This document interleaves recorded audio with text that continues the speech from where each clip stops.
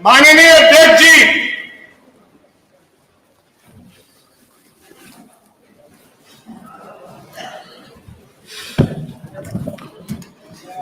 नतीखा प्रश्न संख्या 1 डॉक्टर आगिरी। महोदय, मैं आपका आभार व्यक्त करना चाहूंगी कि आपने प्रश्न पूछने का अवसर दिया। मेरा प्रश्न मुख्यमंत्री जी से था कि उत्तर प्रदेश में आए दिन महिलाओं और बच्चों का यौन शोषण बढ़ता जा रहा है, उसके दर को रोकने के लिए और उनकी मदद करने के लिए सरकार ने क्या कोई योजना बनाई है? मुख्यमंत्री जी, मैं आभार व्यक्त करना चाहूंगी कि आपने जवाब में लिखा कि हाँ, दर बढ़ता जा रहा है। आप खुद इस बात को मानते हैं कि उत्तर प्रदेश में महिलाओं का उत्पीड़न हो या बच्चों का उत्पीड़न हो, उसमें आज उत्तर प्रदेश टॉप के नंबर पे है, पूरे इंडिया में सबसे पहले नंबर पे। मैं और हमारे सारे सभी सदस्य जब जब सदन में विभिन्न विभागों के सवाल उठाते हैं, मुद्दों को उठाते हैं, तो बार बार यही कहा जाता है कि अरे आपने क्या किया, आपने क्या किया, आपने क्या किया।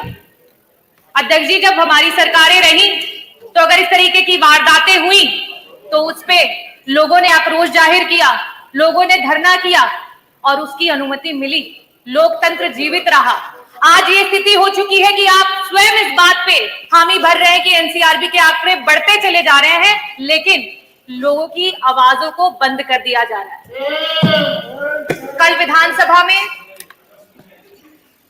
जब एक प्रश्न एक महिला जनप्रतिनिधि के द्वारा स्वास्थ्य मंत्री जी से किया गया, तो उनके द्वारा नंगा जैसा शब्द का प्रयोग करना ये दर्शाता है कि आपकी महिलाओं की तरफ क्या सोच है और आपकी सरकार कितनी संवेदनशील है महिलाओं को लेकर। अध्यक्ष जी, हम समाजवादी हैं, हम संविधानवादी हैं। आपकी झूठ को तेज आवाज में बोलने पे हम डरने वाले नहीं हैं, हम आंदोलन करेंगे। मेरा प्रश्न मुख्यमंत्री जी से सीधा है कि 2017 से लेकर के 2023 तक कुल ऐसे कितने यौन शोषण के महिलाओं के लिए और साथ ही साथ prevention of child from sexual offence के तहत कुल कितने केसेस दर्ज किए गए और उन लोगों को सरकार के द्वारा किस प्रकार की योजनाओं के तहत मदद की गई? क्या कोई काउंसलिंग सेशंस ऑर्गेनाइज किए गए उनकी मदद के लिए? क्या उन्हें बेहतर शिक्षा और चिकित्सा प्रोवाइड की गई? क्या उसकी सरकार ने जिम्मेदारी ली? क्या कोई स्किल डेवलपमेंट प्रोग्राम्स या फिर एडवांस हायर स्टडीज के माध्यम से उन्हें मदद की गई कि वो अपना भूतकाल जो इतना सदमे वाला है उसे भूल करके एक बेहतर भविष्य की तरफ सोच सके? मेरा दूसरा प्रश्न आपसे यह है कि अभी हाल फिलहाल में बलिया की न्यूज सभी सदस्यगण यहां हैं, वो जानते हैं कि आज बॉर्डर्स कहीं से भी सुरक्षित नहीं है और साथ ही साथ आपको शायद अपने अधिकारियों पे भरोसा भी नहीं है कि एसपी बलिया होने के बावजूद भी बाहर से एक टीम भेजी गई और वहां पे जांच कराई गई। इन बातों के मद्देनजर मैं ये पूछना चाहती हूं कि ये अपने आप में दर्शाता है कि ह्यूमन ट्रैफिकिंग आए दिन बढ़ती चली जा रही है। तो 2017 से लेकर के 2027 के बीच में टोटल महिलाओं और बच्चों को लेकर के कितने केस हैं, मुकदमे हैं लापता गुमशुदगी के जो दर्ज हुए और उनमें से कितने लोग आज भी गुमशुदा हैं आपके 8 साल के टेन्योर की सरकार में जिनको आप नहीं ढूंढ पाए? कृपया इसका जवाब दें। धन्यवाद। माननीय मुख्यमंत्री जी। अध्यक्ष जी, माननीय सदस्य ने एक बहुत महत्वपूर्ण मुद्दे की ओर सदन का ध्यान आकर्षित किया है और वास्तविक तथ्य इस माननीय सदन के समक्ष आने चाहिए। महिला और बाल सुरक्षा और खासतौर पर सेक्सुअल हैरेसमेंट से जुड़े हुए जो मुद्दे होते हैं वह केवल बाहर से ही नहीं होते हैं। इसके दोनों तरीके हैं, घर के अंदर भी और घर के बाहर भी। और इसलिए इन दोनों मुद्दों को ध्यान में रख करके सरकार ने इस दिशा में जो ठोस कदम उठाए हैं वह इस सदन के सभी माननीय सदस्यों के संज्ञान में बहुत आवश्यक हैं। अगर मैं महिला संबंधी अपराध को, जिसमें घरेलू हिंसा से जुड़ी हुई जो या सेक्सुअल हैरेसमेंट से जुड़ी हुई जो मामले होते हैं, इन सब की तुलना करूं तो सबसे पहले माननीय सदस्य को मैं इस बात के बारे में अवगत करा दूं कि 2016 की तुलना में दहेज जैसी घटना के बारे में देखें तो 2016 की तुलना में 2016 में कुल घटनाएं घटित हुई थी, उनकी तुलना में 23-24 के बीच में लगभग 17.5% की कमी घटनाओं में आई है। बलात्कार की घटनाओं में 2016 की तुलना में अगर 23-24 में हम उसकी तुलना करें, इसमें 25.30% की कमी दिखाई गई है।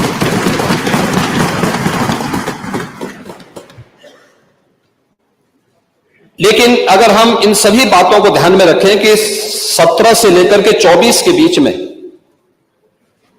महिला और बालिग जो नाबालिग बच्चे हैं उनके खिलाफ यौन उत्पीड़न से जुड़े हुए जो मामले हैं, उनमें से प्रदेश सरकार ने अपने प्रोसिक्यूशन विंग को मजबूत करने का परिणाम सामने आया है। 24,402 प्रकरण में अभियुक्तों को अब तक सजा दिलाई जा चुकी है। 17 से लेकर 24 के बीच में पास्को अधिनियम के अंतर्गत 9,875 अभियोगों में सजा दिलाई गई है। 2022 से 24 के मध्य में महिलाओं के विरुद्ध पास्को अपराध में न्यायालय के द्वारा 16,718 अभियुक्तों को सजा दी गई है, जिनमें 21 को मृत्युदंड, 1713 को आजीवन कारावास, 4,653 को 10 वर्ष या उससे अधिक के कारावास और 10,331 को 10 वर्ष से कम के कारावास की सजा भी दी गई है।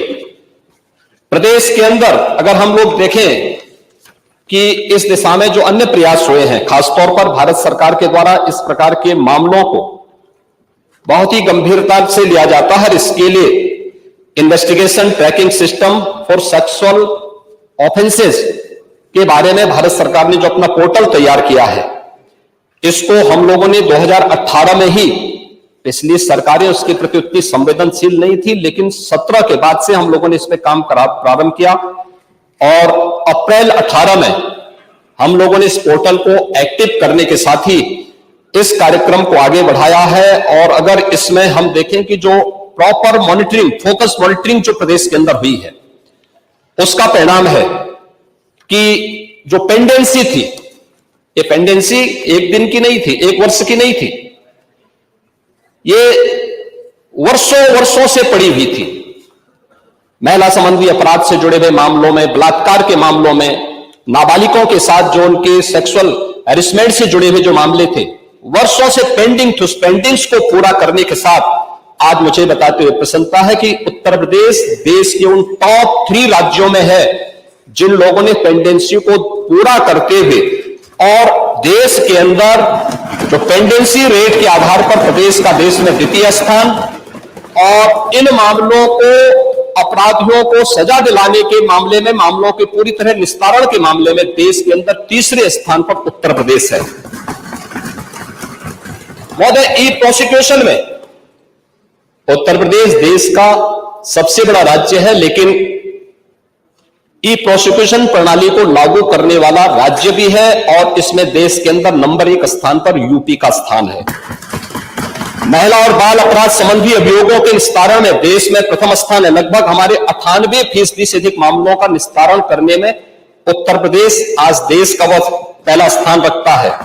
और मैंने जो पहले भी कहा, घरेलू हिंसा से पीड़ित महिला के लिए 181 की एक सर्विस है, और 1090 बाहर महिला संबंधी अपराध के लिए जब कोई घटना घटित होती है तो कोई महिला कॉल करती है तो उस पर तत्काल सेवा उन्हें उपलब्ध होती है। इन सबको इंटीग्रेट करने का काम भी 112 के साथ इंटीग्रेट करने, 181, 1090 और 112 को भी इंटीग्रेट करके अगर कहीं भी सूचना आ रही है उस सूचना को संबंधित तक भेजने के साथ ही उसको तत्काल रिलीफ मिल सके, इसके लिए भी यहां पर कार्य किया गया है। यही नहीं, प्रदेश के अंदर एक महिला थाना हर जनपद में स्थापित करने के साथ साथ एक अतिरिक्त थाने की जिम्मेदारी भी महिला थानाध्यक्ष को उपलब्ध करवाया गया है।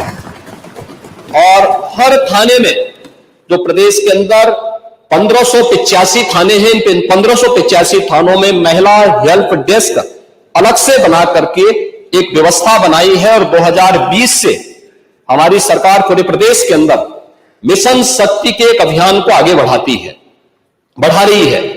मिशन शक्ति के अंतर्गत पिछले 7 वर्ष में हम लोगों ने लगभग 1.5 लाख पुलिस कार्मिकों की भर्ती की है प्रदेश के पुलिस बल में। और मुझे बताते हुए प्रसन्नता है कि 17 के पहले जितनी भी भर्तियां हुई उन सभी को अगर हम जोड़ लें तो कुल 10,000 महिला पुलिस कार्मिक भर्ती हुई थी।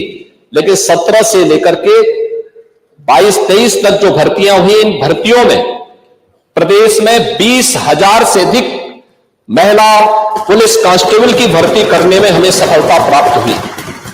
यानी आजादी के 70 वर्षों में जितनी भर्ती हुई थी महिला, उससे दुगनी भर्ती अकेले 5 वर्ष के अंदर हमने पुलिस महिलाओं को यहां पे भर्ती किया। पुलिस की भर्ती में उनकी 20% हॉरिजॉन्टल आरक्षण की व्यवस्था उन्हें प्राप्त हो सके, इसको अनिवार्य रूप से प्रदेश के अंदर लागू किया। लखनऊ, गोरखपुर और बदायूं में महिला पीएसी की बटालियन के गठन की कार्रवाई को भी आगे बढ़ाया। लेकिन जो पुलिस कार्मिक महिलाएं भर्ती हुई थी वे केवल एक कांस्टेबल के रूप में ऑफिस के कार्य को या थाने तक ही अपने को सीमित न रखे, बल्कि महिलाओं की सुरक्षा के साथ साथ शासन की योजनाओं को महिलाओं तक पहुंचाने के लिए उनकी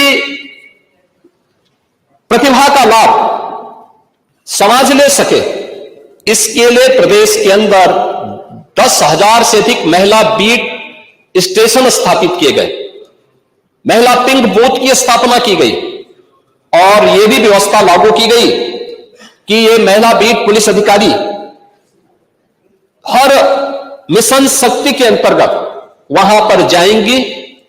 वहां पर सप्ताह में एक बार जाकर के महिला संबंधी घरेलू हिंसा का हो या बाहर की सुरक्षा से जुड़े हुए कोई मुद्दे होंगे, इन पे तो चर्चा करेंगे ही, इससे संबंधित समाधान भी निकालेंगे। लेकिन इसके अलावा महिलाओं से संबंधित, उनकी सुरक्षा से संबंधित जो भी या उनकी स्किल डेवलपमेंट से संबंधित या उनके स्वावलंबन से संबंधित कौन सी स्कीम केंद्र या राज्य सरकार की है, इनसे भी गांव की महिलाओं को अवगत कराएंगे।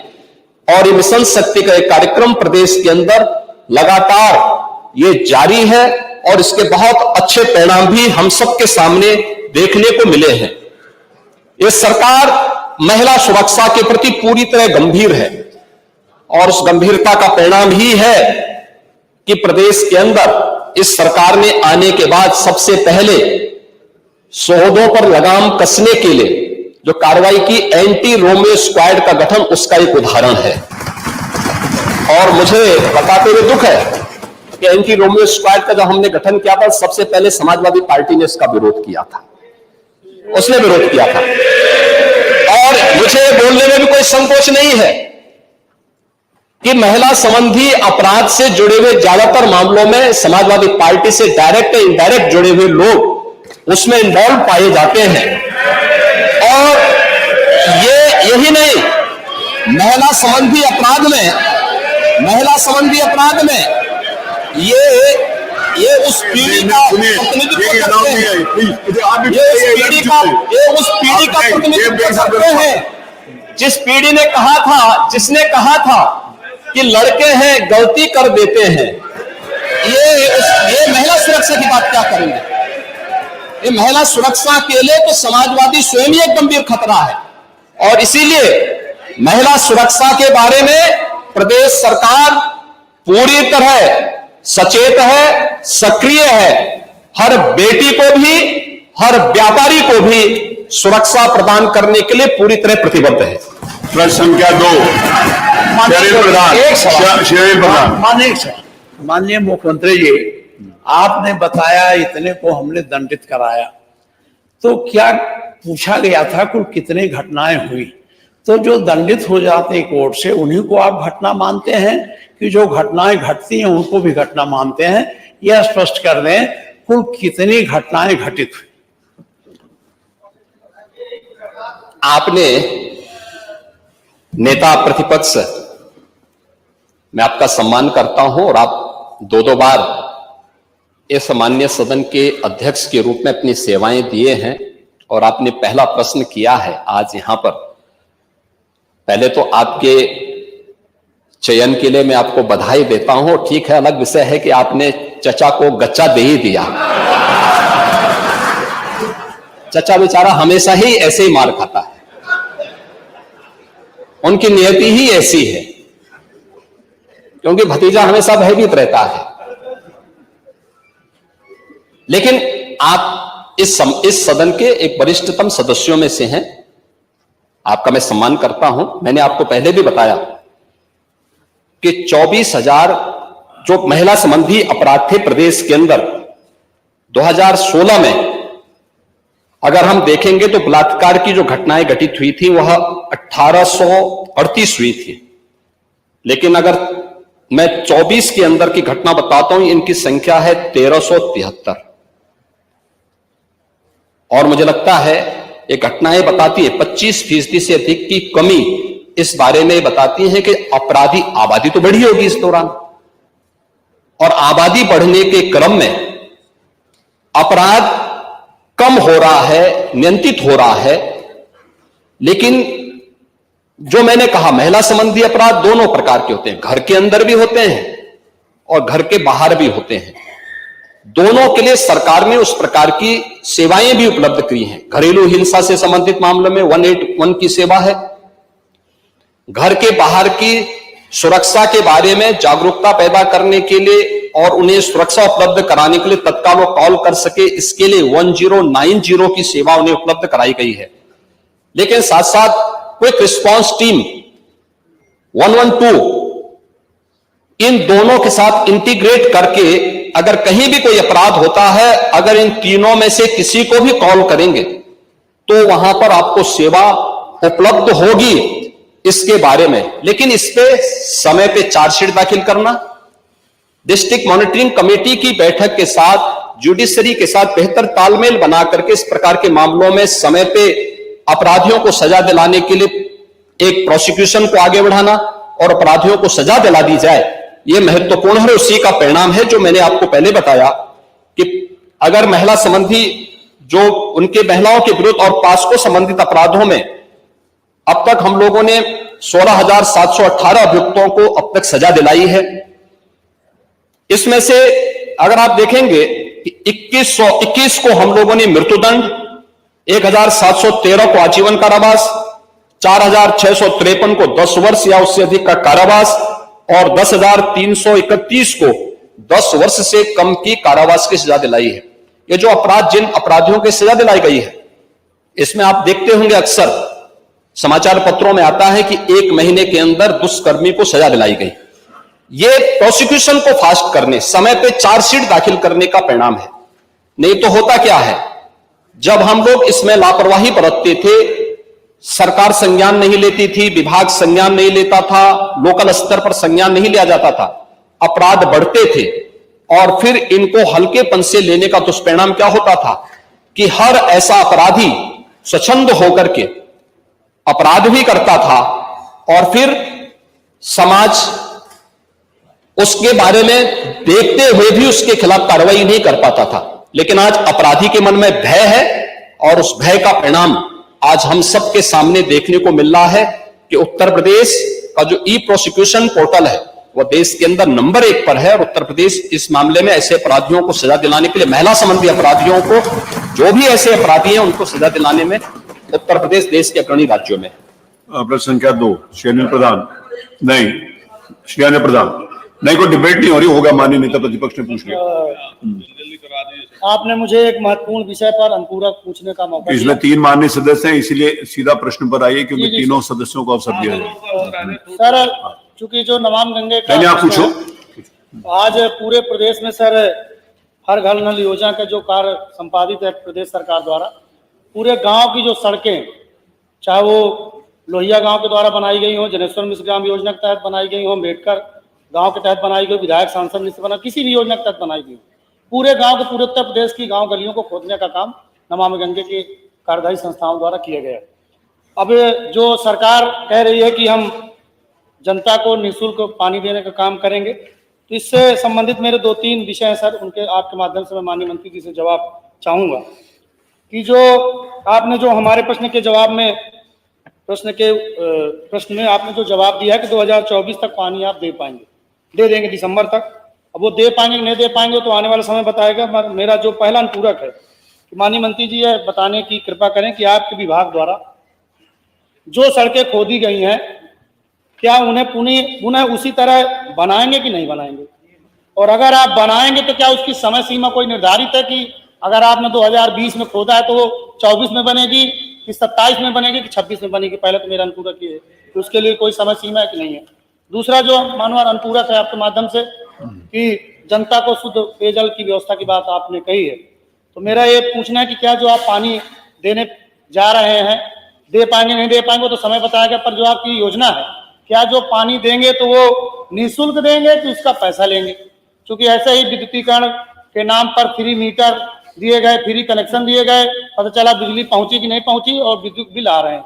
एक मेरा आखिरी मानवर आपके माध्यम से है, आपके हिम्मत से, कि मेरा एक व्यक्तिगत इन्हीं के विभाग का है कि हमारे जनपद चित्रकूट में एक रसिन बांध है, रसिन बांध से बरुआ बांध पंप कैनाल की कार्य योजना प्रस्तावित है और मेरे विधायक बनने के बाद से उसमें काफी वो लिख के दे दो, उसका उत्तर अभी नहीं होगा क्योंकि पर्टिकुलरली उसके लिए पूछा नहीं गया। मेरे 2 ही अनुपूरक है कि पानी देंगे तो कब तक देंगे, जो रोड खोद रहे हैं उसको आप कब तक बनाएंगे? हाँ, वो इंडिविजुअली वो लिख के पूछ लीजिएगा, क्योंकि अभी पर्टिकुलरली आपने उस रोड के बारे में नहीं पूछा था, वो मंत्री जी बाद में बता देंगे। श्री मोहम्मद फहीम इरफान। बहुत शुक्रिया मुझे पूरा पूछने का मौका दिया। सबसे पहले मैं आपका धन्यवाद व्यक्त करता हूं और आपकी सेहत की कामना करता हूं। अल्लाह ताला आपको सेहत अता फरमाए। मैं माननीय मंत्री जी से पूछना चाहूँगा कि जो योजना चल रही है उस योजना में माननीय मंत्री जी सबसे पहले नल की व्यवस्था होती थी। नल से क्योंकि लोगों को पानी मिल जाता था और लोगों को उस व्यवस्था में काफ़ी आसानी हो जाती थी। तो पहले तो नल की व्यवस्था पूरी तरीके से बंद कर दी गई और उस नई व्यवस्था को चालू नहीं किया गया। तो ना तो नल से पानी मिला लोगों को और ना ही जो नमामि गंगे का प्रस्ताव जो चल रहा है या जो काम चल रहा है उससे जल मिल पाया लोगों को। तो सबसे बड़ी परेशानी तो लोगों को ये सामना करना पड़ा। तो मैं इंडिया हैंडपंप बंद होने के बाद जो शुद्ध पेयजल से वंचित प्रदेश की बहुत बड़ी आबादी दूषित पानी पीने पर मजबूर है। इसी क्रम में माननीय विधायक जी ने जो अभी कहा ये बहुत गंभीर विषय है। माननीय अध्यक्ष जी, मैं आपके माध्यम से माननीय मंत्री से पूछना चाहूँगा कि जो पाइपलाइन बिछाई जा रही है वाकई, क्योंकि माननीय मुख्यमंत्री जी भी बैठे हैं, ये बड़ा गंभीर विषय है माननीय मुख्यमंत्री जी कि जो ठेकेदार काम करने वाला है वो काम तो कर देता है, लेकिन क्योंकि बड़ी अच्छी सड़कें बनी हुई हैं, सरकार ने भी बनाई है, हम विधायक लोग भी बनवाते हैं, तो ठेकेदार उनको तोड़कर चले जाते हैं और बहुत कोशिश करने के बावजूद भी वो उन सड़कों को ठीक नहीं करते। और हमने काफी बार लिखकर भी दिया, कोशिश भी की, डीएम साहब से भी कहा। तो मैं मुख्यमंत्री जी का भी ध्यान केंद्रित कराना चाहूंगा। तो माननीय अध्यक्ष जी, मैं आपके माध्यम से पूछना चाहूंगा कि हर घर जल योजना कब शुरू की गई थी, अब तक इसमें कितने प्रतिशत काम हो चुका है, इस योजना के अंतर्गत बिछाई जा रही पाइपलाइन का साइज भारत सरकार के CPHPO मैनुअल के अनुसार कितना है। और माननीय अध्यक्ष जी, मैं आपके माध्यम से पूछना चाहूंगा कि इस योजना में प्रति व्यक्ति कितने पानी आयतन को आधार मानकर पाइपलाइन बिछाई जा रही है। श्रीमती आराधना मिश्रा मोना। देखिए, आपने मुझे इस महत्वपूर्ण विषय पर अनुपूरक पूछने का मौका दिया, बहुत बहुत आभार आपका। माननीय अध्यक्ष जी, ये प्रदेश की नहीं देश की एक बड़ी महत्वपूर्ण योजना सरकार ने, भारत सरकार ने इसको ड्रीम प्रोजेक्ट की तरह शुरू किया। कहा कि हम हर गांव में मजरे तक शुद्ध पेयजल पहुंचाएंगे। उत्तर प्रदेश की अगर मैं बात करूं तो 2019 में ये योजना शुरू हुई और लक्ष्य था कि दिसंबर 2024 तक इसको पूर्ण किया जाए। माननीय अध्यक्ष जी, आज 6 वर्षों के बाद हम जुलाई के महीने में आज ये चर्चा कर रहे हैं और जो हकीकत के आंकड़े हैं वो है कि प्रदेश के 96,887 गांव कवर होने हैं और अभी तक मात्र 41,183 ही गांव पूरे इस परियोजना को छू पाए। तो लगभग 50% से भी कम का लक्ष्य की पूर्ति सरकार कर पाई है। और मेरा सीधा सा जो प्रश्न था वो यही था कि इसकी जो पूर्ति है लक्ष्य की वो सरकार कैसे पूरा करेगी। विभाग जब 6 साल में आप 50% कर पाए हैं तो 6 महीने जो बचे हैं शेष, उसमें सरकार की क्या योजना है। मैं माननीय मंत्री जी से, बहुत ही अनुभवी मंत्री हैं और हमेशा बड़ा संवेदनशीलता से जवाब देते हैं। मैं 2 बातें आपके माध्यम से इनके संज्ञान में लाना भी चाहती हूँ। सबसे पहले अभी 2 खबरें मैंने पढ़ी। एक दिन माननीय डिप्टी सीएम साहब एक टंकी का पेयजल की उसका योजना का आरंभ करने गए, जैसे ही ऑन किया तो पूरे पाइप से फव्वारे निकलने लगे। तो कहीं ना कहीं जो मानक के विपरीत जो उसमें इस्तेमाल की जा रही है चीजें, जो पाइप इस्तेमाल किए जा रहे हैं या उनकी गुणवत्ता कमजोर है, वो कहीं ना कहीं उस पे सवाल उठता है। और अभी कुछ दिन पहले दुखद घटना मथुरा में हुई कि पानी की टंकी बनी और कुछ ही महीनों के 1 महीने के अंदर वो पानी की टंकी भरभरा करके गिर गई, क्योंकि उसमें एक की जान भी चली गई। तो मैं कहीं ना कहीं ये जो जिस तरह से या तो जो सबलेट किए जा रहे हैं, टेंडरिंग हो रही, क्या किसी विशेष ठेकेदारों को सुविधा देने के लिए इस तरह की, या विशेष जगह से आए निर्यात किए गए ठेकेदारों को, विशेष प्रदेश के ठेकेदारों को सुविधा देने के लिए ये किया जा रहा है। और अगर नहीं है तो उन पर कार्रवाई क्यों नहीं की गई। अब सीधा सा सवाल जो माननीय हमारे सदस्य ने भी उठाया, ये कई बार सदन में आ चुकी है ये बात कि जो सड़कें, ये सरकार का ही राजस्व है, सरकार पीडब्ल्यूडी से, आरईएस से, विभिन्न योजनाओं से, विधायक निधि से, सांसद निधि से सड़कें जो बन रही हैं, उनको ये ठेकेदार जो पाइपलाइन डालते हैं उसको नहीं मरम्मत कर रहे हैं। और उसमें उनकी गलती भी नहीं है, क्योंकि जो बजट उनको दिया गया, जिसपे उन्होंने टेंडर लिया, उसमें इसका कोई प्रावधान भी नहीं। प्रश्न तो ये मानिए कि ये विषय महत्वपूर्ण है। बस एक और समस्या है कि जो पानी की टंकी बनेगी उसको ग्राम पंचायत को हैंडओवर कर दिया जाए। अब मैं ये जानना चाहती हूँ कि ग्राम पंचायत के पास रोजमर्रा की गांव की समस्या पूरी करने के लिए तो पैसा है नहीं, वो पैसा उस टंकी की मेंटेनेंस, अगर एक बार मोटर जल जाती है तो लगभग 25,000 से 30,000 का खर्चा आता है। क्या ग्राम पंचायतें सक्षम है उसका निर्वहन करने के लिए? और ऑपरेटर का कि जो वेतन है, मासिक वेतन, वो कौन देगा? ये पूरी तरह से अस्थायी रूप से जो ये व्यवस्था की जा रही है। बिजली का बिल भी महत्वपूर्ण है। कल को बिजली का बिल नहीं होगा तो बंद कर दी, टंकी बंद हो गई, पानी नहीं मिलेगा। और इसके चलते जो सबसे बड़ी समस्या है, मंत्री जी बैठे हैं, उसके ऊपर डिबेट नहीं प्लीज। एक मिनट, अब 1 मिनट नहीं, 4 मिनट हैंडपंप दिए जाते थे ग्रामीण इलाकों में। हैंडपंप दिए जाते थे, इस योजना के चलते वो हैंडपंप की योजना भी बंद कर दी गई। वो फही में पूछ, मेरा केवल माननीय मंत्री जी से सीधा सवाल है, मेरे 3 अनुपूरक है। सबसे पहला, कब तक और कैसे इस लक्ष्य की पूर्ति आप करेंगे जो आपने 2024 तक, दिसंबर तक पूरा करने का लक्ष्य रखा है? इसकी क्या योजना है सरकार, ये बताए, मेरा पहला प्रश्न है। दूसरा है, रिपेयरिंग और ऑपरेटर की व्यवस्था के लिए क्या परमानेंट प्रबंधन इस योजना में सरकार करेगी, ये सदन को बताएं। और जब तक ये योजना नहीं पूरी हो जाती तब तक क्या हैंडपंप की व्यवस्था जैसे पहले थी वो सरकार देगी? ये मेरे 3 प्रश्न। माननीय मंत्री जी। बहुत महत्वपूर्ण सवाल है और राज्य के अंदर आप देखेंगे चाहे बीमारी इंसेफ्लाइटिस का हो, जेई का हो या तीव्र इंसेफ्लाइटिस या सिंड्रोम एईएस का, की चुनौतियों के समाधान करने के लिए स्वास्थ्य सभी राज्य के लोगों का ठीक रहे, तभी तो देश खुशहाल होगा।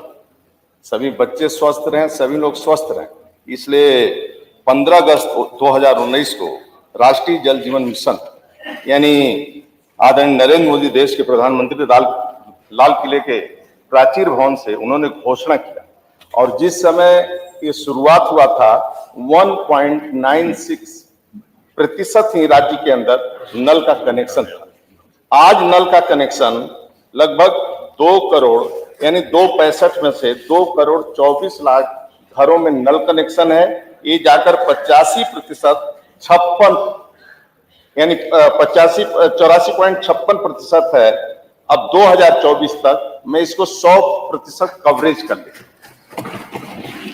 दूसरा कठिनाई जो सड़क का आपने चर्चा किया, चित्रकूट में ग्रामों की संख्या उसे इस क्वेश्चन में नहीं आया था, इसमें नहीं, सड़कों का नहीं था, फिर भी मैं आपको बता देता हूं। चित्रकूट में 411 ग्रामों की संख्या है, जिसमें रोड कटिंग 443 है, 200 रोड पुनर्स्थापना 292 66% हो गया। एक फिर भी आप बता देना, हो सकता है, लेकिन जो रिपोर्टिंग है, जो चेकिंग होता है, थर्ड पार्टी है, ग्राम प्रधान है, ये सभी का सिग्नेचर से ग्राम प्रधान, लोकल का एई और ये थर्ड पार्टी, इसके हिसाब से आता है।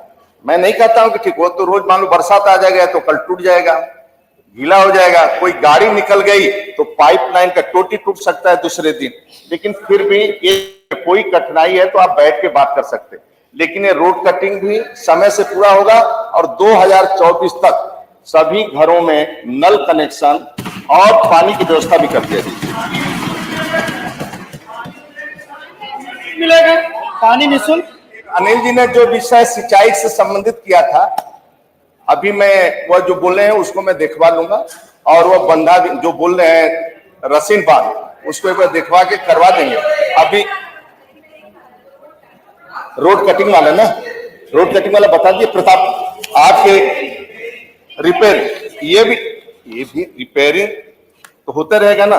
2024 तक ये रिपेयरिंग भी, पहले नल देना, शुद्ध पानी पहुंच जाए घर में, नल का पानी पहुंच जाए शुद्ध, और थोड़ा 6 महीना टेस्टिंग हो जाए उसका, और पानी नल कनेक्शन घर घर पहुंचने लगेगा, रोड भी कंप्लीट हो जाएगा। आप निश्चिंत रहिए, आदरणीय योगी जी के सरकार में कोई सी गांव में गड्ढा नहीं रहेगा, मैं गारंटी से विश्वास दिलाता हूं आपको। एक तरफा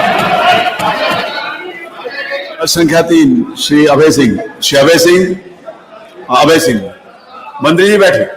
श्री अभय सिंह, आपने बहुत महत्वपूर्ण प्रश्न में बोलने का अवसर प्रदान किया, इसके लिए आप बहुत बहुत धन्यवाद देते हैं। हमारा प्रश्न यह था कि जनप्रतिनिधियों के सुझाव लेकर के अब बाढ़ की रोकथाम के लिए योजना बनाने के लिए हम इस सदन के माध्यम से सरकार को और माननीय मंत्री जी को बहुत बहुत धन्यवाद देना चाहेंगे। इन्होंने हमारे यहाँ दिलासीगंज घाट पर जियो बैग कटर का निर्माण किया, पर्क्यूपाइन पाइप स्टड का निर्माण किया, पर्क्यूपाइन प्रेसिंग का निर्माण किया, जिससे वहां पर राम जानकी मंदिर था, स्टेट हाईवे था जो कि Ayodhya Tanda road state highway है, वो कटने से बच गया। तो माननीय मंत्री जी को बहुत बहुत धन्यवाद देना चाहते हैं। और अच्छा, आप बोलिए तो हम बोले, आप बोलिए तो हम बोले। नहीं, आपस में बातचीत नहीं, मेरे से बात करिए, मैं यहाँ पर बैठा हूँ, तुम्हारी भी मेरे से बात करिए, जो भी बात करनी मुझसे करिए, बहुत डायरेक्ट कोई आपस में बातचीत नहीं करेगा। और इसके बाद मंत्री जी फिर से बधाई देना चाहता हूँ, धन्यवाद देना चाहता हूँ। तेल तक पानी पहुंचाने के लिए, तेल तक आपने पानी पहुंचाने काम किया। हमारे बगल जिले अमेठी के विधायक जी थे, हमारे सामने शिकायत कर रहे थे, और जिस तरीके से अगले दिन chief engineer, executive engineer SE पहुंच करके और जगह जगह पहुंच के गांव गांव तक जाकर के तेल तक पानी पहुंचाने का काम किया, इसके लिए मंत्री जी को बधाई देना चाहता हूं। और माननीय मंत्री जी ने माननीय मंत्री जी के दिए गए जवाब में पूरी तरीके से संतुष्ट हूं। बहुत बहुत धन्यवाद। प्रश्न संख्या 5 श्री महबूब अली, श्री महबूब अली, नहीं महबूब अली, नहीं वो तो हो गया, वो प्रसन्न है, आपको क्या मतलब? अरे किसी की प्रसन्नता में भी आप दुखी है? अरे भाई नहीं, और जब मौका आएगा तो प्रश्नकाल में कुछ नहीं होता, प्रश्नकाल में कोई व्यवस्था नहीं होती। प्रश्नकाल में माननीय मतलब प्रश्नकाल में मुख्यमंत्री जी ने जो कह दिया वो कह दिया, वो पक्का हो गया। बैठिए। संसदीय शब्द है क्या? अभी माननीय मुख्यमंत्री जी ने कहा कि भतीजे ने चाचा को गच्चा दिया। अरे हमेशा होता है, बैठिए। असंसदीय शब्द है। अरे पहली बार थोड़ी हुआ है, बैठिए। अरे हमेशा इतिहास में भी हुआ है। अरे नहीं, वो आप संग्राम जी, आप माननीय संग्राम सिंह जी, आप माननीय शिवपाल जी को क्यों उंगली करके उनको उठवा रहे हैं? आप उनको बिठाइए, वो अच्छा खासा बैठे हुए थे, आपने जबरदस्ती उनको। अरे आप शिवपाल जी, आप कहाँ बच्चों के चक्कर में पड़े हैं? अरे आप कहाँ बच्चों के चक्कर में पड़े? अरे आप बैठे। अरे इसके बाद प्रश्नकाल की बात सुनिए, प्रश्नकाल की बात सुनिए। अरे क्या संग्राम सिंह जी, आप बिना मतलब। माननीय अध्यक्ष जी, जब चाचा को आपत्ति नहीं है, यही तो मैं कह रहा हूँ, जबरदस्ती उंगली करी है। अरे ये समस्या आपके यहाँ भी है, ये सांसद जी बैठे हैं, जरा देखो उधर भी। माननीय अध्यक्ष जी, देखिए मुख्यमंत्री जी ने, वो आपकी उनकी होती रहती है, बैठिए। मुख्यमंत्री जी ने अभी प्रश्नकाल में कहा था कि मैंने महिलाओं की भर्ती कर ली है, 20,000 महिलाओं की भर्ती कांस्टेबल की पीएससी में भी कर ली है, पुलिस में भी कर ली है। चलिए हम बहुत आपको, अरे उसको वो बात खत्म हो गई, शिवाजी वो बात खत्म हो गई। सवाल ये था कि कितने जब से भर्तियां की हैं पुलिस में, सब कुछ। और उसके बाद 3 प्रश्न हो चुके हैं, तो सुन लीजिए ना। अरे उसके प्रश्नकाल के बाद सुनेंगे ना। तो इसी प्रश्न में वो प्रश्न खत्म हो चुका है। नहीं, इसी प्रश्न में हमारी ओर इशारा किया था। हाँ। मैं इसलिए मैं बोल रहा हूँ, मेरा नाम भी लिया है। वो बहुत आपको बहुत लेट याद आया, नहीं, खत्म हो चुका। मैं जांच को तभी गया, फिर कहा था अभी तक नहीं, लेकिन आपने समय नहीं। आप कहाँ खड़े हुए? उसी समय में समय देता हूँ। मैं सोच रहा था आप उठोगे, लेकिन आप उठे नहीं। नहीं, आपने हमारी तरफ निगाह ही नहीं करते। अरे हमारी कहीं पे निगाहें, कहीं पे निशाना, इसीलिए आजाद मुझे आपकी तरफ नहीं देखा। तो देखिए हमें गच्चा नहीं मिला है। पांडे जी बहुत सीनियर है, ठीक है, बहुत सीनियर है, और हम लोग देखिए समाजवादी हैं, और समाजवादी के साथ साथ आपकी तरफ से भी हमने कुर्सी का कहीं न कहीं इशारा किया था, हमें वहां पर बैठाला गया था, उसके बाद यहाँ पर बैठे, और यहाँ के बाद हम यहाँ पर बैठे, इसके बाद यहाँ बैठ गए हैं। मेरी शुभकामनाएं और आगे के लिए। मैं कहना चाहते हैं 3 वर्ष में आपके संपर्क में रहे, तो गच्चा तो आपने भी दिया।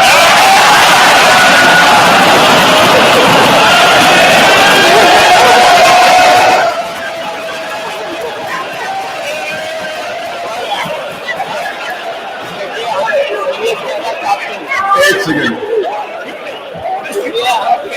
आप तक तो आपको आदत हो जानी चाहिए। अजय जी, जब आपने गच्चा दिया तो उत्तर प्रदेश इस चुनाव में पीछे रह गया, बहुत पीछे चला गया, समाजवादी पार्टी आगे हो गई। और फिर अब देख लेना,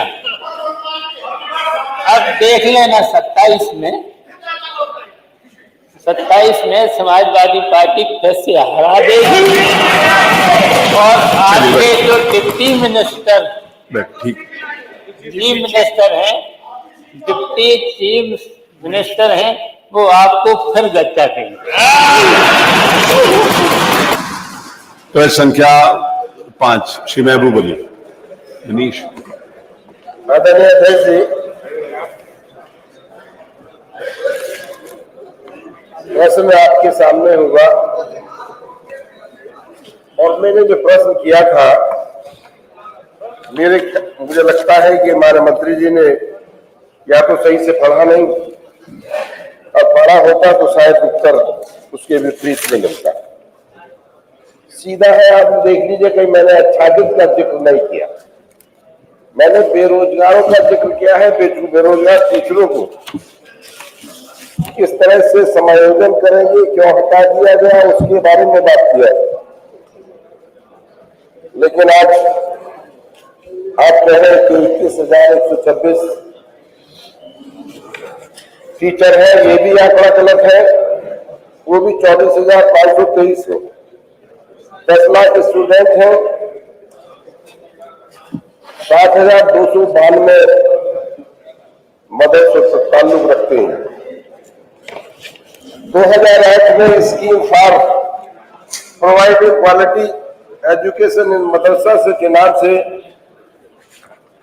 ये योजना बनाई थी, और योजना में स्पष्ट था गणित, विज्ञान और हिंदी अंग्रेजी मदरसों के अरबी, उर्दू, फारसी के अलावा के इसका भी ज्ञान बच्चे प्राप्त कर ले, इस मकसद से योजना बनाई थी। लेकिन आपने दूसरे प्रश्न में कह दिया कि ये योजना 21-22 तक बनाई थी। मैंने पूरी गाइडलाइन पढ़ी है, उसमें कहीं जिक्र नहीं है कि 21-22 तक की योजना थी। ये योजना लेकिन बंद कर दी गई। अगर योजना 21-22 तक की थी तो आज 2024 को प्रदेश सरकार ने क्यों बंद की? 21-22 में क्यों प्रदेश सरकार ने बंद कर दिया था? उसी वक्त बंद हो जाना चाहिए था। इसलिए स्पष्ट है, तो प्रधानमंत्री जी ने भी कहा है, आदरणीय प्रधानमंत्री जी ने स्पष्ट कहा है कि बच्चों के हाथ में, एक हाथ में कुरान हो और दूसरे हाथ में कंप्यूटर हो, हमारा मकसद है। उसी आशय को ध्यान में रखते हुए ये योजना बनाई गई थी।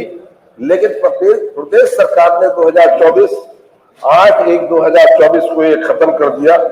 मेरा सीधा स्पष्ट अनुरोध है कि इस योजना को लागू किया जाए, चालू किया जाए।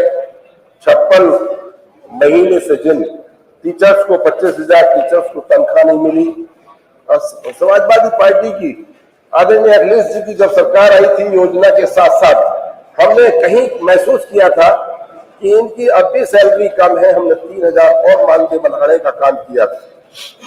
आज मेरा अनुरोध है कि सीधा सवाल मैं कर रहा हूं, माननीय मंत्री जी अगर स्पष्ट जवाब दे, ना कि अपना आगे का पीछे का ब्यौरा देकर और उपवास में तफरी और मजाक में क्वेश्चन का जवाब बड़ा गंभीर क्वेश्चन है।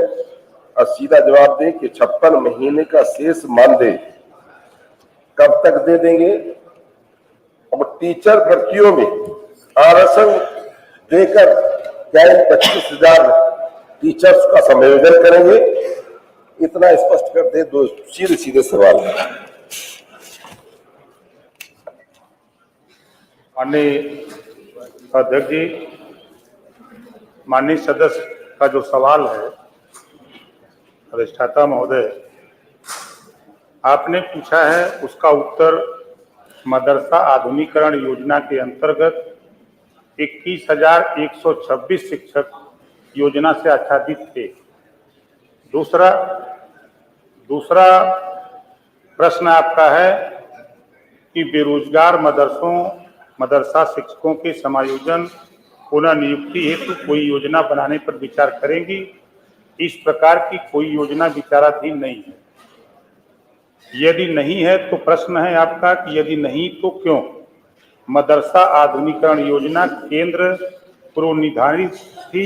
अल्पसंख्यक कार्य मंत्रालय भारत सरकार के पत्र 17/10/2023 के अनुसार यह योजना वर्ष 2021-22 तक ही अनुमोदित थी। जी, अगला। अगर जी माननीय सदस्य, माननीय मंत्री जी के सवाल से आप संतुष्ट हैं तो मैं बैठ जाऊं। बिल्कुल सीधा सीधा आप मैंने आपको मंत्री जी के सवाल से संतुष्ट हैं तो मैं बैठ जाऊं। कौन सा सवाल है जिसका उत्तर नहीं? मैंने प्रश्न किए थे 56 माह से जो 25,000 टीचर्स का वेतन शेष है जी। माननीय मंत्री जी, अगर योजना बंद हो गई तो वेतन शेष नहीं होगा, तो इसका उत्तर कोई योजना बंद कैसे हुई, उसकी कोई गाइडलाइन पढ़ के सुना दीजिए। माननीय मंत्री जी उत्तर देते। कोई गाइडलाइन पढ़ के सुना दीजिए, सीधा मेरा कहना है इनसे। जी माननीय अधिष्ठाता महोदय,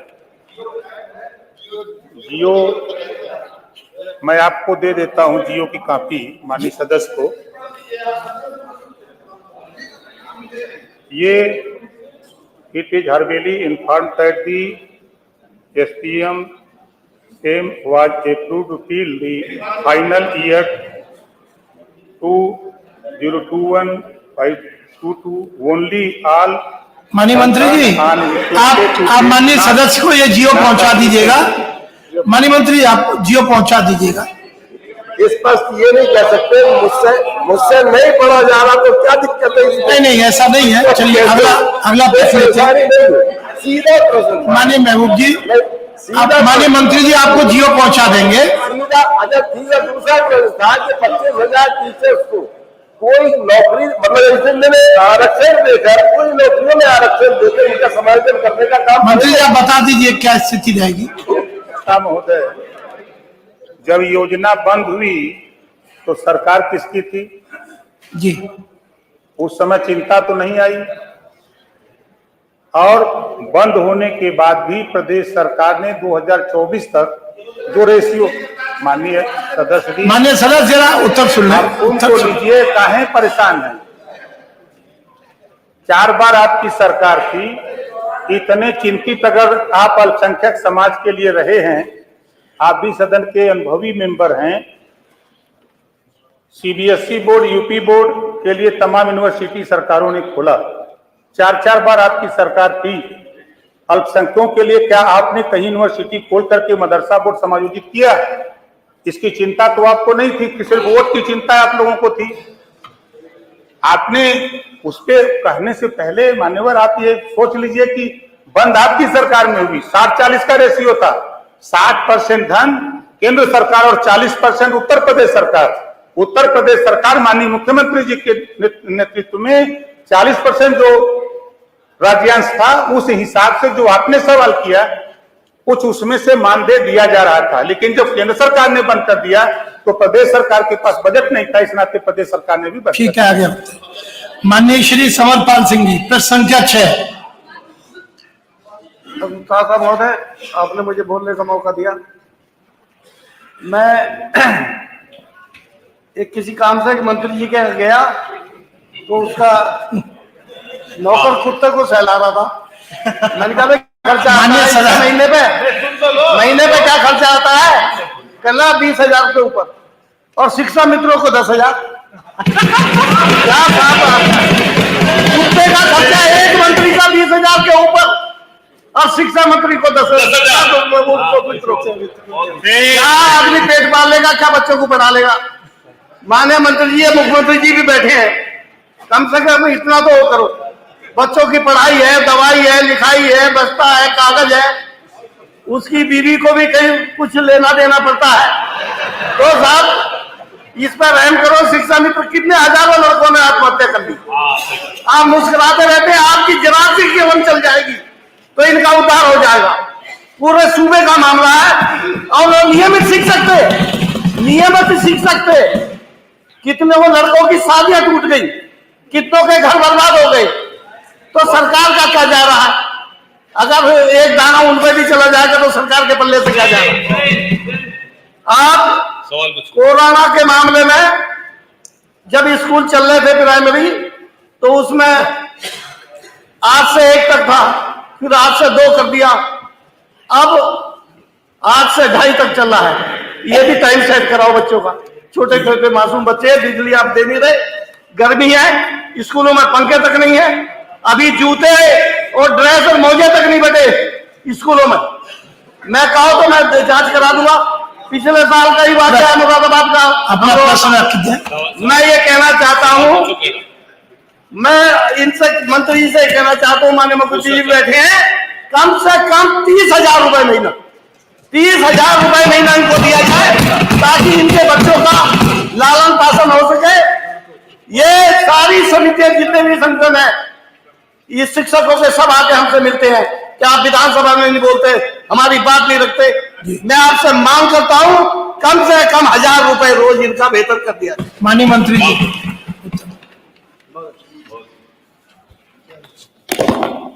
माननीय अधिष्ठाता महोदय, माननीय सदस्य ने शिक्षा मित्रों के संबंध में जो उनके मानदेय को लेकर के प्रश्न उठाया है, सबसे पहले तो मुझे उचित लगा कि माननीय सदस्य ने जिस तरह से हमारे शिक्षा मित्र जो कि पठन पाठन का कार्य कराते हैं, शिक्षण का कार्य कराते हैं, उन्होंने जिस तरह से शिक्षा मित्रों की तुलना एक पशु के साथ में विशेष तौर पे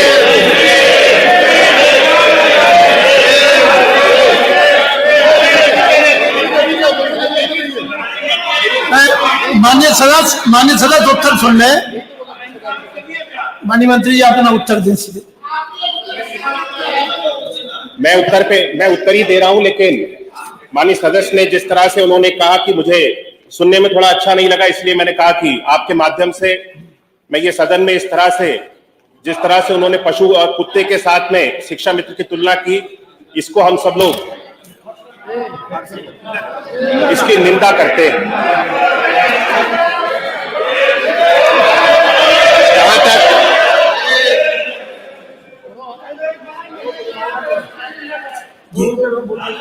जहां तक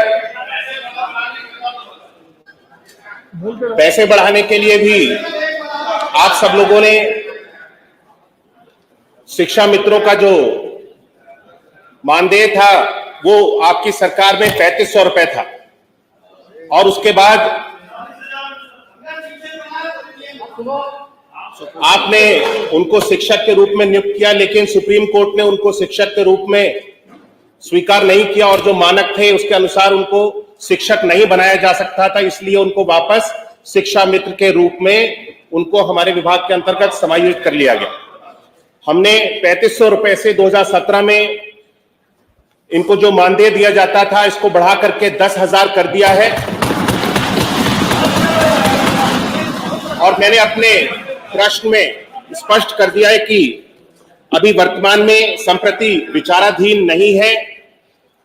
आगे भविष्य में इसके संबंध में अगर कोई भी चीज इस सदन को अवगत करानी होगी तो आपके माध्यम से माननीय अधिष्ठाता महोदय मैं अवगत कराऊंगा। ठीक है। नेक्स्ट प्रश्न संख्या 7 माननीय राजेंद्र प्रसाद चौधरी। माननीय अधिष्ठाता महोदय, आपने बोलने का मौका दिया, बहुत आभारी आपका हूं। ये मेरा प्रश्न 7.5 लाख कर्मचारियों से जुड़ा है जो बेसिक शिक्षा में प्राइमरी पाठशालाओं में काम करते हैं। आपके माध्यम से मैं कहना चाहूंगा कि पूरे प्राथमिक विद्यालय में 1,67,00,000 पंजीकृत बच्चे हैं, और आपके नियम के अनुसार 25 बच्चों पे एक रसोइया की नियुक्ति होती है। आपने उत्तर में दिया है कि हमारे यहां रसोइया 3,72,000 है। मैं कहना चाहूंगा 25 के सापेक्ष अगर आप नियुक्ति करते तो इनकी नियुक्ति में 6,68,000 की नियुक्ति होनी चाहिए थी। एक तो आधी आपने नियुक्ति की है, जिससे बच्चों का भोजन मिलता है, उनकी व्यवस्था होती है, उस पर पर्याप्त कर्मचारी भी नियुक्त किए हैं।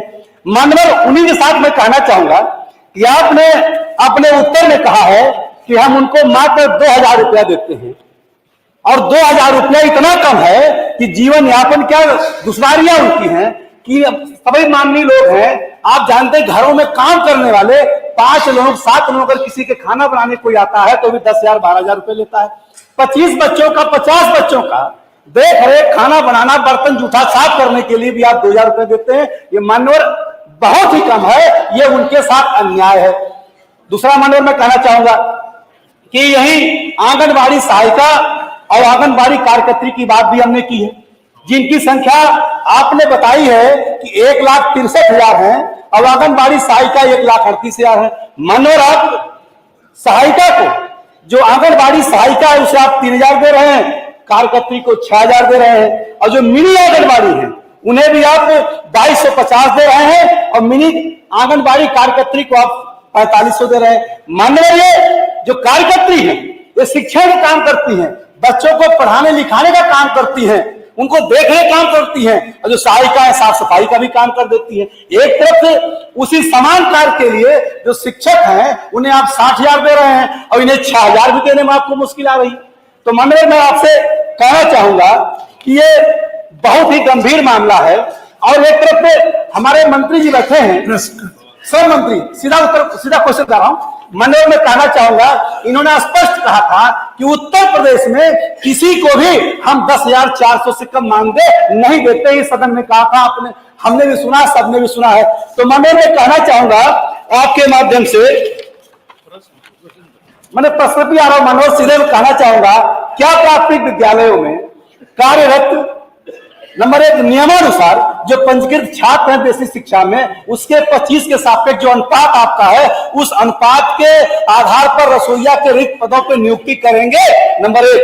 दूसरा मान्यवर आपके माध्यम से कहना चाहूंगा, आंगनबाड़ी कार्यकर्त्री, सहायिका, रसोइया का मानदेय बढ़ाकर न्यूनतम मजदूरी के कम से कम 10,400 दिलाते हुए राज कर्मचारियों की बात सुविधाएं देने विचार करेंगे। मैंने सीधा उत्तर चाहूंगा, घुमा फिरा के नहीं। माननीय मंत्री।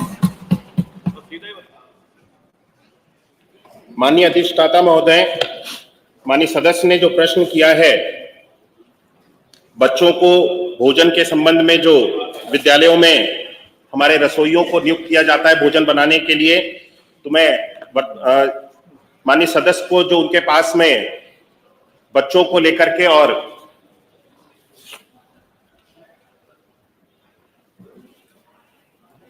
रसोइयों को लेकर के जो माननीय सदस्य के आंकड़े हैं, हमारे पास में वर्तमान में लगभग 1,56,00,000 बच्चे अभी इस सत्र में हमारे पास में हमारे परिषद विद्यालयों में हैं।